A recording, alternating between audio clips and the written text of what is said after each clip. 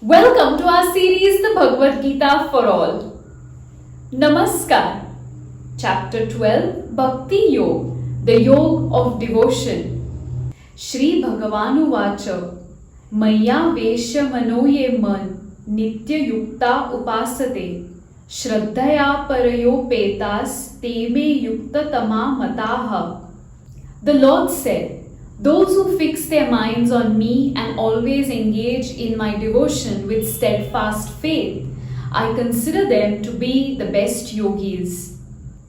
In the previous chapter, Viśhwarūp Darśhan Yog, Arjun witnessed the cosmic form of the Lord. This was Shri Krishna's personal form with all his attributes and qualities. At one point, Arjun even expressed fear in seeing this form of his friend. Then there was the concept of Arjun being a nimitta matram, an instrument of Shri Krishna's work. We saw how some situations are bound to happen, and all we can do about it is take in the lesson we are to learn from these happenings. The mystery of time was another eye-opener for us. In the Gita, time is discussed as a flow. And while we quantify time in our mortal lives, it is in fact Swayambhu, or it's just there. We also discussed that Arjun was not scared of his own death. Yes, at one point, prior to seeing the Viśhwarūp of the Lord, Arjun was fearful of the repercussions the war would cause. But now he was aware that the end for the king's men, for his brothers, his family, his teachers, was inevitable, and he was not going to be responsible for it. What he came to terms with was that death is just another step in the soul's journey, the journey towards the Absolute One. With this background, we are introduced to something different in this chapter, Bhakti Yog. Did you know that there exists a rather impersonal Brahma form of the Lord? Let's find out more, shall we? Arjun, having seen the personal form of the Lord and knowing the existence of an impersonal form, has a reasonable question for Shri Krishna. Who among the devotees is more perfect? The one who worships an impersonal Brahma or the personal form of the Lord? Let's take a step back here for a moment.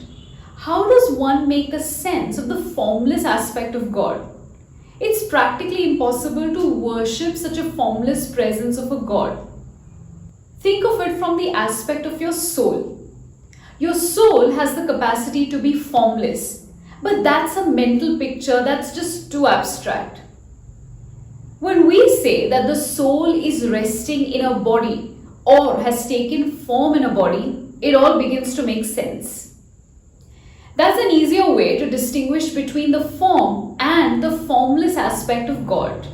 We attribute various names to the Lord, such as Brahma, or a formless and all-pervading manifestation of God. Paramatma, or the Supreme Soul, we find in all living beings, and yet distinct from the individual soul. Or even Bhagwan, which is the manifestation of God that descends on earth. Did you know that it was sage Ved Vyas who presented these manifestations of the Lord? While all three appellatives merit the same meaning, the qualities are different. Time to use an analogy to make sense of this. For example, we know that there are three forms of water: solid, liquid, and gas. Each of these is a form of water. However, the qualities of each form vary and will find use based on what the situation calls for. Ice is not only used for cooling liquids, but will find usage in storage, preservation, and even transportation. Liquid water and steam cannot replace ice in this situation. The same way, your bhakti or devotion varies on what you feel about the higher power. And you have the freedom to practice this bhakti the way it makes sense to you. Shri Krishna, to answer Arjun's question, says that he considers the devotees of his personal form to be the highest yogi. Now one would wonder, if I'm able to worship such a formless entity of the higher power, does my bhakti mean nothing to him? It isn't that simple. The validation of one thing does not nullify the presence of another. Shri Krishna is equally disposed to the formless devotee, the one showing bhakti to the eternal Brahma, all-pervading, indefinable, unmanifest, inconceivable, immovable.